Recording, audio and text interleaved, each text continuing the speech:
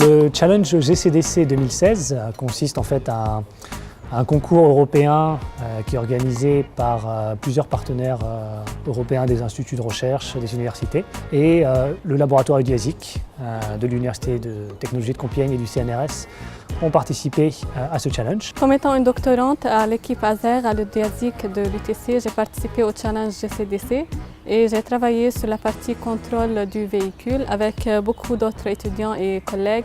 Et ensuite, on a mis en commun tous ces travaux pour faire fonctionner notre véhicule et pour participer au challenge. L'objectif de ce challenge, c'était réellement plus pour montrer la faisabilité des véhicules communicants et autonomes. Je pense que c'était important aussi de montrer au grand public que des véhicules autonomes, qui peuvent conduire toutes seules, mais aussi communicants, ça veut dire qu'un véhicule peut communiquer avec un autre. On est capable de prendre en compte des scénarios complexes comme l'insertion dans des fils, la traversée d'une intersection avec d'autres véhicules. Et ce qui était important aussi dans ce challenge, c'était de montrer qu'il est possible de faire fonctionner plusieurs plateformes très différentes. Au final, nous, on avait notre plateforme expérimentale, un véhicule Renault Zoé électrique.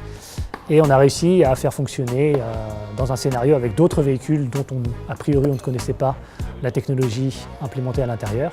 Donc plusieurs plateformes très différentes qui peuvent collaborer et mettre en œuvre des scénarios complexes. J'assure en fait la fonction durant le challenge de safety driver. Donc c'était moi qui étais en charge en fait de reprendre en main le véhicule en cas de problème technique. Ce qu'on fait au laboratoire en fait, c'est qu'on développe des algorithmes qui vont traiter les informations qui viennent des différents capteurs.